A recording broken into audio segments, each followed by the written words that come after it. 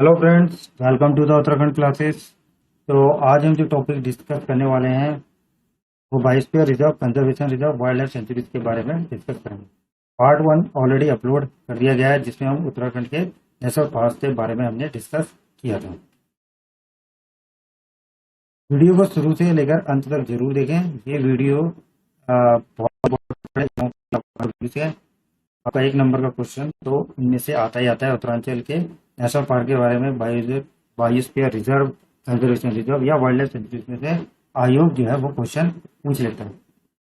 जो भी इस चैनल में नए हैं, चैनल को लाइक करें, शेयर करें और सब्सक्राइब करें। वीडियो को स्टार्ट करते हैं। उत्तराखंड के अंदर 7 वाइल्ड लाइफ सेंचुरी है, जिन्हें वन जीव विहार भी कहा जाता है। सबसे पहला है गोविंद वाइल्ड लाइफ सेंचुरी, जो 1955 में बनी थी और 485.89 किलोमीटर स्क्वायर इसका एरिया है। ये जो थी हमारी पहली वाइल्ड लाइफ सेंचुरी है, गोविंद वाइल्ड लाइफ सेंचुरी। दूसरे नंबर पे है केदारनाथ वाइल्ड लाइफ सेंचुरी, जो कि 1972 में इसकी स्थापना हुई थी और इसका जो एरिया है वो है 975.20 किलोमीटर स्क्वायर और ये उत्तराखंड के अंदर सबसे बड़ी वाइल्ड लाइफ सेंचुरी है और या वन जीव विहार है। तीसरे नंबर पे आता है अस्कोट वाइल्ड लाइफ सेंचुरी, जो 1986 में स्थापना हुई थी और 599.93 स्क्वायर किलोमीटर इसका एरिया है। फोर्थ नंबर पे आता है सोना नदी वाइल्ड लाइफ सेंचुरी, 301.18 एरिया इसका है और 1987 में इसकी स्थापना हुई थी। उसके बाद आता है बिनसर वाइल्ड लाइफ सेंचुरी, 47.07 किलोमीटर, 1988 में इसकी स्थापना हुई थी। छठे नंबर है मसूरी वाइल्ड लाइफ सेंचुरी, इसका जो एरिया है 10.82 स्क्वायर किलोमीटर है, 1993 में इसका स्थापना हुई थी और ये उत्तराखंड की सबसे छोटी वाइल्ड लाइफ सेंचुरी है। उसके बाद है 7वें नंबर में नंदौर वाइल्ड लाइफ सेंचुरी, का जो एरिया है वो है 269.95 स्क्वायर किलोमीटर और इसकी स्थापना 2012 में की थी। तो इस तरह के सवाल भी आयोग पूछ सकता है कि सबसे बड़ा area wise wild life century कौन सा है, तो वो है केदारनाथ वाइल्ड लाइफ सेंचुरी। और जो सबसे छोटा एरिया वाइज कौन सा वाइल्ड लाइफ सेंचुरी है, तो वो है मसूरी वाइल्ड लाइफ सेंचुरी। अभी जो लेटेस्ट में जो वाइल्ड लाइफ सेंचुरी बनी है वो है नंदौर वाइल्ड लाइफ सेंचुरी 2012। तो जैसा कि फ्रेंड्स हम अभी वाइल्ड लाइफ सेंचुरी के बारे में पढ़ रहे हैं और नेशनल पार्क को ऑलरेडी हम डिस्कस कर चुके हैं। इनका जो बेसिक डिफरेंस है मैं पार्ट फर्स्ट में ऑलरेडी जो है वो बता चुका हूँ, लेकिन हम यहाँ पे हल्का सा इसको भी एक बार और रिवाइज करते हुए चलेंगे। तो वाइल्ड लाइफ सेंचुरी, जैसा मैंने आपको बताया था कि नेशनल पार्क में मानव जो गतिविधियाँ होती है पूर्ण रूप से प्रतिबंधित होती है, जबकि वाइल्ड लाइफ सेंचुरी में ऐसा नहीं होता है। वहाँ आप जो अपनी गाय को आप चरा सकते हैं और वहाँ पे आप उनको गाय भैंसों को ले जा भी सकते हैं, टूरिज्म आ सकता है, लेकिन वहाँ आप हंटिंग नहीं कर सकते, शिकार नहीं कर सकते हैं। उसके लिए आपको जो है प्रशासन से अनुमति लेनी होती है। तो एक बेसिक डिफरेंस था ये वाइल्ड लाइफ सेंचुरी और नेशनल पार्क के बीच में। तो नेशनल पार्क में बहुत ज़्यादा रेस्ट्रिक्टेड एरिया होता है और वाइल्ड लाइफ सेंचुरी में काफ़ी ज़्यादा छूट दी जाती है। दोस्तों आप मेरे जो सामने आपको जो दिखाई दे रहा होगा, ये उत्तराखंड का मैप है। जो ब्राउन कलर का आपको येलो कलर का दिख रहा होगा, ये हमारा जो है ये कुमाऊं मंडल है और जो इसके ऊपर है वो हमारा गढ़वाल मंडल है। तो हम पूरा ये वाइल्ड लाइफ सेंचुरी को हम जो मैप में पढ़ेंगे। और मैप एक ऐसा चीज होता है, एक ऐसा की होता है कि जिसे आप एक बार आप देख लें और अच्छे से समझ लें या 2-3 बार आपने देख लिया तो आप कभी नहीं भूलेंगे। तो हम वाइल्ड लाइफ सेंचुरी को, उनकी लोकेशंस को जो है पहले मैप में समझेंगे कि कौन कौन सी वाइल्ड लाइफ सेंचुरी कहाँ कहाँ पे स्थित है। तो जैसा कि आप देख रहे हैं कि उत्तराखंड मैप में यहाँ पे जो 3 वाइल्ड लाइफ सेंचुरीज हैं ये हमारे कुमाऊं मंडल पे आती है और जो बाकी 4 वाइल्ड लाइफ सेंचुरी वो हमारे गढ़वाल मंडल पे आती है। तो वो कौन सी है? अस्कोट, बिनसर और नंदौर, ये 3 हमारे कुमाऊं मंडल में आती है। केदारनाथ, गोविंद, मसूरी और सोना नदी ये हमारी जो है गढ़वाल मंडल के अंदर आती है। जिसमें जो एरिया है सबसे बड़ी है वो कौन सी है? Kedarnath wild life century. और सबसे जो छोटी है वो भी गढ़वाल के अंदर है, मसूरी वाइल्ड लाइफ सेंचुरी। कौन सी है? Wild life century. Area wise भी अगर हम उत्तराखंड में एरिया वाइज की बात करते हैं कि एरिया वाइज जो जनपद कौन सा बड़ा है, तो चमोली, और सबसे छोटा कौन सा है, चंपावत। तो आपको सी से याद रखना है, सी से चमोली और सी से चंपावत। तो आपको ये ट्रिक जो है हमेशा याद रहेगी, सी से चमोली और सी से चंपावत है। सी चमोली है सबसे बड़ा और चंपावत सबसे छोटा डिस्ट्रिक्ट है उत्तराखंड के अंदर। अब हम सारे जितने भी वाइल्ड लाइफ सेंचुरी है, जितने भी ये वन जीव विहार है, इसको हम वन बाय वन डिस्कस करेंगे और इनकी स्थापना और इनके एरिया वाइज जो है इन्हें डिटेल में थोड़ा सा डिस्कस करेंगे। सबसे पहला केदारनाथ वन जीव विहार, केदारनाथ वाइल्ड लाइफ सेंचुरी। तो केदारनाथ वन जीव विहार की जो स्थापना है वो 1972 में हुई थी। ये आपको दो जिलों में, चमोली और रुद्रप्रयाग जिले में मिलेगा, और जो इसका एरिया है वो है 975.20 स्क्वायर किलोमीटर। दोस्तों जैसा कि आपको पहले पता होगा, ये रुद्रप्रयाग जो जिला है वो चमोली से ही कट के बना हुआ है, पहले ये चमोली के अंदर ही आता था। तो आपको कमेंट बॉक्स में बताना होगा ये रुद्रप्रयाग जिला किस वर्ष बना था। तो हिंट देता हूँ कि ये जो रुद्रप्रयाग, बागेश्वर और चंपावत, ये तीन डिस्ट्रिक्ट जो थे वो एक साथ बने थे। ठीक है, आगे हम देखते हैं कि ये जो वन जीव विहार है, यहाँ पे आपको जो है भूरा भालू, कस्तूरी मृग, हिम तेंदुआ, घुरुल, काकड़, जंगली सुअर, इस तरह के जो जीव हैं वो आपको इस वाइल्ड लाइफ सेंचुरी में देखने को मिलेंगे। इसके अलावा जो है हमें हिमबाग, जिसे स्नो लेपर्ड भी कहते हैं, क्या कहते हैं, स्नो लेपर्ड, ये भी अपने ये भी जो है आपको देखने को मिलेगा केदारनाथ वाइल्ड लाइफ सेंचुरी में। सेकंड नंबर पे आता है हमारा अस्कोट वन जीव विहार। तो अस्कोट वन जीव विहार जो है ये पिथौरागढ़ में है। ये 599.93 स्क्वायर किलोमीटर में फैला हुआ है। इसकी स्थापना जो है 1986 में की गई थी। अस्कोट वन जीव विहार जो मेनली जो ये फेमस है वो कस्तूरी मृग के लिए। तो यहाँ पे आपको कस्तूरी मृग काफी ज्यादा संख्या में आपको मिलेंगे। तो 67 जो है सबसे ज्यादा जो कस्तूरी मृग है वो इसी वन जीव विहार में ही मिलेंगे, 67। तो इसी को कस्तूरी मृग को संरक्षित करने के लिए ही 1972 में केदारनाथ वन जीव विहार की स्थापना की गई थी। मतलब मेन जो उनका ऑब्जेक्टिव था वो ये था कि कस्तूरी मृग को कैसे संरक्षित किया जाए, क्योंकि ये एक ऐसे जीव थे जो कि विलुप्त होने के कगार में ये आ गए थे। तो उनको बचाने के लिए जो है इसकी केदारनाथ वन जीव विहार की भी स्थापना की गई थी। नेक्स्ट आते हैं, नेक्स्ट है गोविंद वन जीव विहार। तो दोस्तों गोविंद वन जीव विहार, जैसा कि हम पहले पढ़ चुके थे गोविंद नेशनल पार्क, तो जहां गोविंद नेशनल पार्क है वहीं पे ही गोविंद वाइल्ड लाइफ सेंचुरी है। 1955 में ये बनी थी, उत्तराखंड की पहली वाइल्ड लाइफ सेंचुरी थी, जो कि उत्तरकाशी जनपद में है, और 485.89 स्क्वायर किलोमीटर में ये फैली हुई है।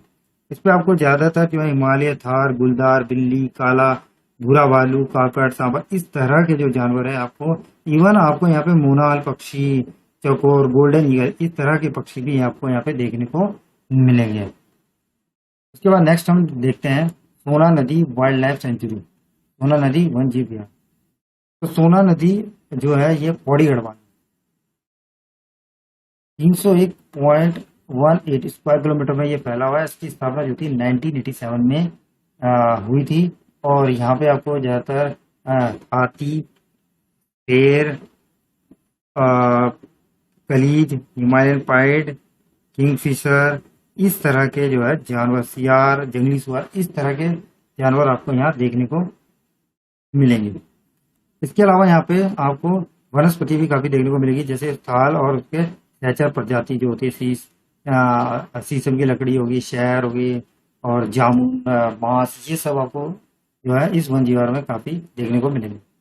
नेक्स्ट आते हैं बिनसर वाइल्ड लाइफ सेंचुरी। बिनसर वाइल्ड लाइफ सेंचुरी कहाँ पे है, अल्मोड़ा में। यहाँ पे बिनसर महादेव मंदिर भी है, ठीक है। और दोस्तों ये जो है 47.07 स्क्वायर किलोमीटर में ये फैला हुआ है। 1988 में इसकी स्थापना हुई थी बिनसर की, और इसमें जो है आपको जंगली सुअर, काकड़, बिल्ली, काला भालू, ये सब आपको देखने को मिलेंगे। और इसके अलावा आपको मोनाल पक्षी, हमारा जो है, जो हमारा राज्य पक्षी है, गोल्डन ईगल, ये पक्षी भी आपको देखने को मिलेंगे। और वनस्पतियों की बात करें, यहाँ पे आपको देवदार, बांज, बुरांस, सुरई, चीड़, इस तरह के पेड़ आपको देखने को मिलेंगे। बुरांस का जैसा कि आपको बताते चलें, जो बुरांस का पेड़ है वो मध्य हिमालय रीजन में काफी ज्यादा मात्रा में होता है, और ये मध्य हिमालय रीजन पे ही ये होता है। नेक्स्ट हम बात करते हैं नंदौर वाइल्ड लाइफ सेंचुरी। देखो ये अभी हाल ही 2012 में ये बनी थी, और ये 269.95 स्क्वायर किलोमीटर में फैली हुई है, और ये है 2 जनपदों में फैली है, नैनीताल और चंपावत। यहाँ पे आपको मुख्यतः जो है भालू, लंगूर, बाघ, इस तरह के जानवर आपको देखने को ये मिलेंगे।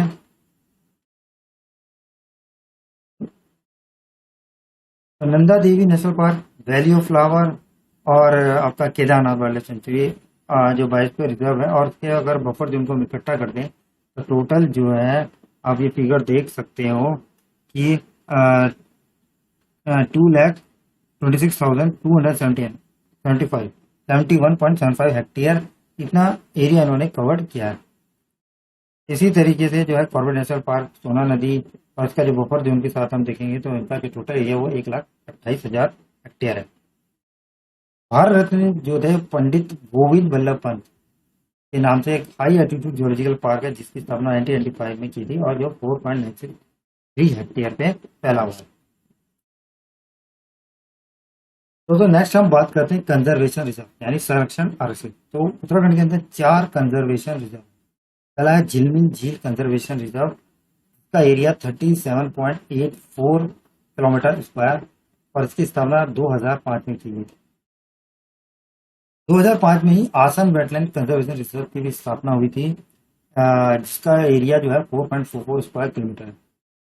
तीसरे नंबर पे आता है पावलगढ़ कंजर्वेशन रिजर्व, जिसका एरिया है 5.82 स्क्वायर किलोमीटर, और इसकी जो स्थापना थी 2012 में की गई। और जो चौथा है वो है Naina Devi Himalayan bird conservation reserve, इसकी जो एरिया है वो है 111.91 किलोमीटर स्क्वायर, और इसकी स्थापना जो है 2015 में की गई थी। तो कई बार ये क्वेश्चन पूछ लिया जाता है कि उत्तराखंड के अंदर कितने संरक्षित आरक्षित क्षेत्र हैं, तो आपको बताना पड़ेगा ये कितने हैं, 1, 2, 3, 4। तो ये 4। तो इसमें सबसे ज्यादा जो एरिया वाइज है वो कौन सा है, नयना देवी हिमालय बर्ड कंजर्वेशन रिजर्व। अब इसके बारे में हम जानेंगे एक एक प्रोटेक्टेड एरिया के बारे में। तो सबसे पहला है हमारे पास आसन संरक्षण आरक्षित क्षेत्र। ये आसन कंजर्वेशन रिजर्व एरिया जो है ये हमारे देहरादून जनपद में पड़ता है। इसकी जो स्थापना थी ये 2005 में हुई थी। इसका जो टोटल एरिया है वो है 4.44 स्क्वायर किलोमीटर में ये फैला हुआ। तो दोस्तों आपको एक बात एक बात कई बार ये क्वेश्चन पूछ लिया जाता है, अब डायरेक्टली क्वेश्चन नहीं पूछा जाता है, इस तरह से आता है कि अभी हाल ही में यानी 2020 में ही जो हमारा आसन कंजर्वेशन रिजर्व होता है इसे रामसर साइट घोषित किया गया। अब ये रामसर साइट होती क्या है, कहाँ से उसको क्या बोलते हैं घोषित करने के क्या फायदे हैं, तो इसके बारे में अगर डिटेल में अगर वीडियो बनानी है तो वो मैं बना लूंगा, तो कमेंट बॉक्स में आप लिख सकते हैं। इसका मैं आपको थोड़ा बहुत बता देता हूँ। रामसर साइट जो है ये रामसर एक जगह है, ईरान में पड़ती है ये जगह, तो उसी के नाम से जो है इसको रामसर कहा जाता है, रामसर साइट। यह है क्या कि एक नम भूमि यानी जो वेटलैंड जो एरिया होता है उसको संरक्षण करने के लिए 2 फरवरी 1971 को तो ईरान में जो रामसर शहर है वहां पे एक विश्व स्तरीय सम्मेलन जो है वो आयोजित हुआ था, जिसमें झीलों के पुनरुद्धार और उसकी गुणवत्ता को जो सुधारने का प्रयास करने के लिए एक आयोजन हुआ था। तो ये जो समझौता था ये 21 दिसंबर 1975 में ये लागू हुआ था, इफेक्टिव हुआ था 1975 में, और 1971 में ये बना था। ठीक है, तो भारत भी समझौते में, भारत ने 1982 में इसमें साइन करे थे। तो आज की डेट में विश्व भर में इसमें 2200 रामसर साइट है, जिसे आप वेटलैंड साइट भी बोलते हैं। तो जो 2200 है पूरे वर्ल्ड में 2200 रामसर साइट है, और 37 जो है वो भारत के अंदर। ठीक है, उसमें उत्तराखंड में भी अब एक रामसर साइट आ गई है, वो है आसन वेटलैंड, जो कि 2020 में इसको मान्यता मिल गई है। एक्चुअली इसमें होता क्या है कि इसमें 9 इनके कुछ मानदंड होते हैं, उसमें से आपको 5 को पूरा करना था, तो वो इस साइट ने कर दिया था, इसीलिए तो मानसर साइट का जो है वो दर्जा मिल गया है। ये आपका चक्राता वन प्रभाग के अंतर्गत आता है, और ये बेसिकली आपको यमुना और आसन नदी के संगम में ये मिलेगा। तो ये जो वेटलैंड है यहाँ पे आपको साइबेरियन पक्षियों की काफ़ी ज़्यादा मात्रा में मिलेंगी। सारे आती है, जो माइग्रेटेड बर्ड्स होती हैं वो यहाँ पे आती हैं। तो रामसर साइट जो है ये काफ़ी बार जो है ये अब क्वेश्चन और पूछा जा रहा है, जो भी हाल ही में पेपर हुए हैं कि अभी जो पर्सनल असिस्टेंट का पेपर हुआ था उसमें भी क्वेश्चन पूछा गया था आसन वेटलैंड के ऊपर उत्तराखंड में कौन सी रामसर साइट घोषित की गई थी। तो उसका आंसर है आसन कंजर्वेशन रिजर्व एरिया। नेक्स्ट हम बात करते हैं झिलमिल संरक्षण आरसी। ये हरिद्वार जनपद में है। इसकी स्थापना 2005 में हुई थी और अगर हम इसका एरिया की बात करें तो ये 37.84 स्क्वायर किलोमीटर में ये फैला हुआ।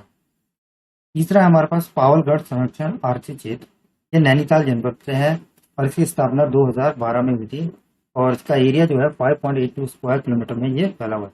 तो आपको बस इसमें इतना याद करना है कि ये कंजर्वेशन एरिया कौन से जनपद में है, कब की स्थापना हुई है और ये कितने स्क्वायर है, तो ये सब पूछ लिया जाता है। चौथा जो नंबर है वो है Naina Devi Himalayan bird conservation reserve area. Naina Devi Himalaya bird conservation area ये नैनीताल में है। इसकी स्थापना 2015 में हुई थी। इसका जो क्षेत्र है वो 111.91 स्क्वायर किलोमीटर में फैला, तो काफी ज्यादा एरिया में ये फैला हुआ है। दोस्तों जो हमने पिछला लेक्चर पढ़ा था उसमें हमने देखा था कि हमारे पास एक उच्च स्थलीय प्राणी उद्यान है, तो वो कौन सा है, गोविंद बल्लभ पंत उच्च स्थलीय प्राणी उद्यान। ये नैनीताल जनपद में और इसकी स्थापना 1995 में हुई थी और इसका जो एरिया है वो है 4693 स्क्वायर किलोमीटर। दोस्तों लास्ट जो हम बात करेंगे इस टॉपिक में वो है बायोस्फीयर रिजर्व, जैव सुरक्षित क्षेत्र। तो बायोस्फीयर रिजर्व क्या होता है और बायोस्फीयर रिजर्व नेशनल पार्क और जो वाइल्ड लाइफ सेंचुरी इसमें क्या अंतर होता है। तो देखो इसमें कुछ थोड़ा बहुत डिफरेंस है। नेशनल पार्क जो होते हैं वो बहुत ही ज़्यादा रेस्ट्रिक्टेड एरियाज होते हैं, बहुत ज़्यादा इसमें क्या होता है रेस्ट्रिक्शन होती है, आप उसमें कुछ कर नहीं सकते, मानव गतिविधियाँ बिल्कुल इसमें प्रतिबंध होती है। जबकि जो वाइल्ड लाइफ सेंचुरी होती है उसमें थोड़ी बहुत छूट दी जाती है, लेकिन वहाँ भी ऐसा नहीं है कि आपने वहाँ की जमीन खरीदी वहाँ मकान बनता है, इस तरह की एक्टिविटी वहाँ भी नहीं हो सकती है। लेकिन बायोस्फीयर रिजर्व के अंदर क्या होता है, जितने भी आपके मतलब इसके अंदर आपके नेशनल पार्क और वाइल्ड लाइफ सेंचुरी भी कवर होती है, तो और प्लस बफर जोन जिसके आसपास का क्षेत्र जो बफर जोन गवर्नमेंट घोषित कर रही है, ये सब मिला के जो है एक बायोस्फीयर रिजर्व बनता है। तो इसमें रेस्ट्रिक्शन नहीं होती है, यहाँ पे आप जमीन को खरीद सकते हो, रह सकते हो, ह्यूमन एक्टिविटीज हो सकती है, आप मतलब सारे इसमें ऐसा कुछ ज्यादा प्रतिबंध नहीं होता है। तो उत्तराखंड के अंदर एक बायोस्फीयर रिजर्व है वो है नंदा देवी बायोस्फीयर रिजर्व, जो कि 5148.57 स्क्वायर किलोमीटर एरिया में। इसका जो स्थापना हुई थी वो 1988 में। अब मैंने इसमें बताया था अभी आपको कि इसमें नेशनल पार्क भी आ सकते हैं, वाइल्ड लाइफ सेंचुरी भी आ सकती हैं। तो नंदा देवी जो बायोस्फीयर रिजर्व बेसिकली ये इसमें जो है हमारा जो नंदा देवी राष्ट्रीय उद्यान है प्लस हमारे फूलों की घाटी हो गया, तो इनको मिला के और केदारनाथ जो हमारे वाइल्ड लाइफ सेंचुरी, इन तीनों को मिला के जो है नंदा देवी बायोस्फीयर रिजर्व बना है। तो नंदा देवी जैसे हम पहले डिस्कस कर चुके हैं कि ये जो नंदा देवी जो उत्तराखंड की सबसे ऊंची चोटी है, तो उसके आसपास का जो क्षेत्र है वो राष्ट्रीय उद्यान कहलाता है और नंदा देवी राष्ट्रीय उद्यान कहलाता है। 1982 में ये बना था। उसके ठीक पश्चिम में आप जाओगे तो फूलों की घाटी है जिसे 1988 में यूनेस्को के द्वारा विश्व धरोहर भी जो है वो घोषित कर दिया गया हो चुका है। तो 1988 में इसको यूनेस्को ने मान्यता दे चुकी है विश्व धरोहर की, 1988। ठीक है। तो नंदा देवी जो राष्ट्रीय उद्यान है वो 603 किलोमीटर स्क्वायर एरिया को कवर करता है और फूलों की घाटी के साथ ये जो बायोस्फीयर रीजन है, नंदा देवी बायोस्फीयर रीजन, ये 2236 किलोमीटर स्क्वायर को संरक्षित करता है। अगर हम इसका टोटल एरिया की बात करें, मतलब में आप एक बफर जोन को भी आप इंक्लूड करते हो, तो ये 5148 किलोमीटर स्क्वायर में फैला हुआ है। तो ये नंदा देवी बायोस्फीयर रिजर्व जो है ये जो यूनेस्को ने इसको विश्व बायोस्फीयर रिजर्व का यूनेस्को ने इसको विश्व धरोहर स्थल भी घोषित किया है 2004 में। तो फ्रेंड्स इस वीडियो में इतना ही। तो आगे जो हम जो पढ़ेंगे एक नए टॉपिक के साथ पढ़ेंगे, तो होप आपको ये लेक्चर जो है वो समझ आया होगा।